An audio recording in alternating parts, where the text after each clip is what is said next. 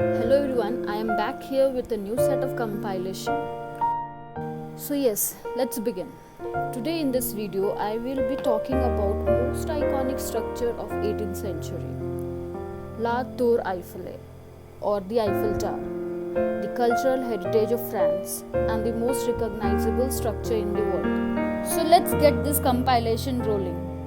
The Eiffel Tower, prior to its construction, was entitled as the useless and monstrous structure by the Parisian. I was taken aback by such unpleasant statement. My curiosity began to unravel the history and tales of why was it built and why was it initially called the temporary structure.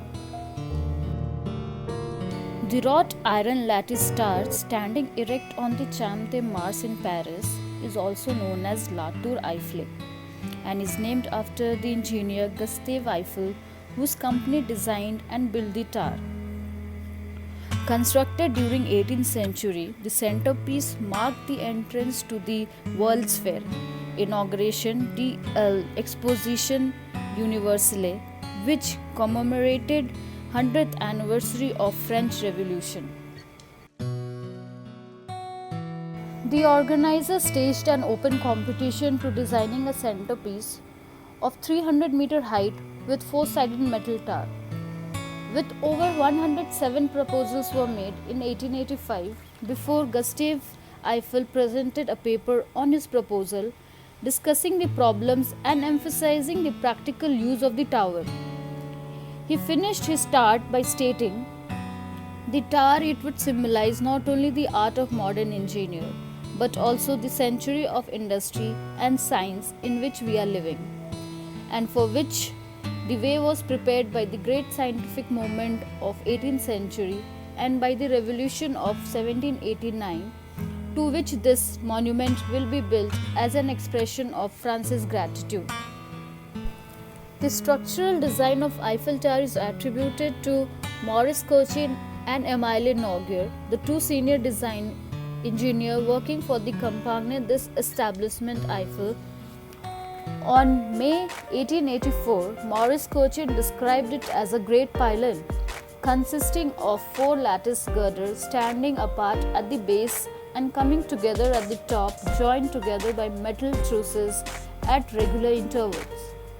The final design on paper was approved and the location of the tower was contracted and signed on 8th January 1887. From the onset, Gustave Eiffel had been forced to defend his design by some France's leading artists and intellectuals, thereby calling or entitling the useless and monstrous. The organizers granted 1.5 million towards the cost of the construction.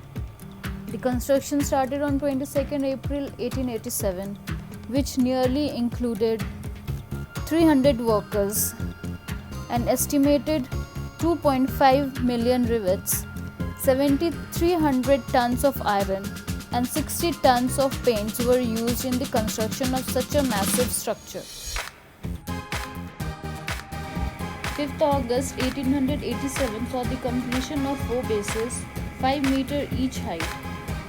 December 1887, the construction of legs with scaffolding was completed. 20th March, the first floor up to 60 meters was completed.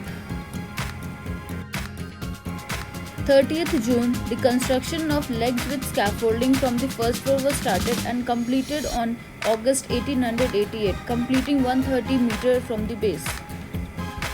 November 1888 set the construction of second floor along with legs and scaffolding for the top floor, reaching up to 275 meters from its base. The tower was finally topped out on 6th May 1889, which stretched up to 300 meters from its base. On the original plan, Gustave Eiffel had a permit for the tower to stand for 20 years, and then the tower was to be dismantled in 1909, with the ownership reverting back to the Paris city. Despite many criticism and many lob strikes during the construction, the tower was completed in little 2 years and was made public service on the exposition day. But the tower proved to be viable for communication pivot ease for both military and other purposes, so the government and the city let it stand even after the payment had expired. With the outbreak of First World War, the tower was transformed into merchant radio antenna and telegraph center. The lease was renewed by another 70 years and was let open to tourists who continued to flock the structure. However, it has now become a global cultural heritage of France and one of the most recognizable structures in the world. As of today, the Eiffel Tower is the most visited paid monument in the world. More than 250 million people have visited the tower since it was completed in 1889. Visitors making their way to 1,700 steps climbing to the top of the tower before the lift service started on 26 May 1890. As you enter, the centerpiece has beautiful greenery all around. Currently, the base is only accessible by security gate and checkpoints and is totally free of charges. There are 4 passenger lifts installed at the 4 legs.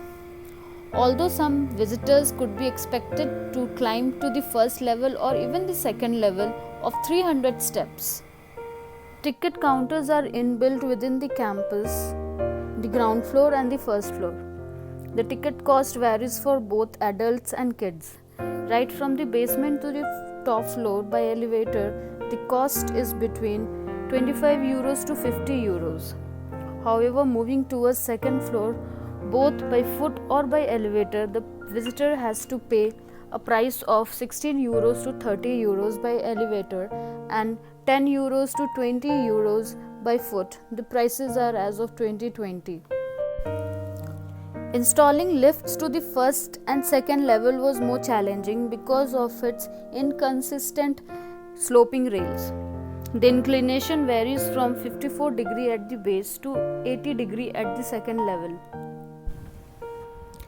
As we reach the lower level of first floor, we see a huge space with 4 galleries all around. The center space houses several restaurants, small-sized buffet, banquet hall, local wine shop and many unique gift shops. The second level occupies art gallery and a small museum. Visitor can easily move around the galleries and take a view of Paris city. The ambience of the first floor has been renovated and restructured many a times.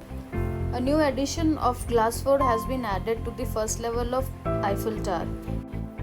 The last renovation was done on 2011 with latest technologies so as to give a modern look and feel to the visitor.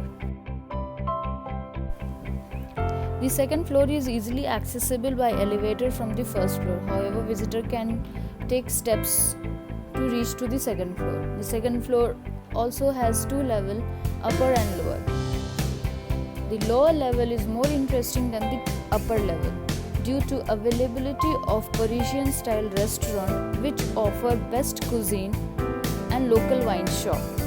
The lower level also houses a 3-star restaurant which is owned by Chef Frederic Anton, but is still not the best thing to be seen on Eiffel Tower. The ascent from lower level to the upper level is just 150 meters and are easily accessible by using staircase. The upper level has large platform and 4 galleries all around for visitor to move around and take a breathtaking view of Paris region. The northwest side offers a great view of Place de Salon and a financial district at a distance. The southwest view offers a great view of Champ de Mars and the river Seine.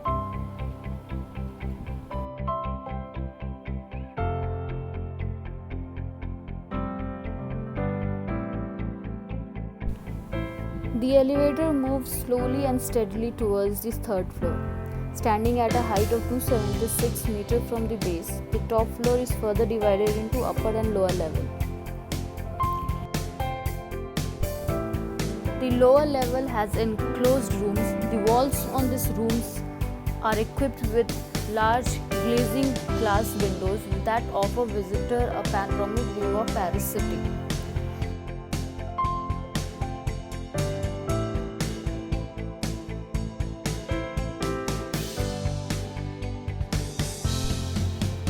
The upper level is the highest public open area. There are 4 narrow galleries about a 1.5 meter wide that runs around.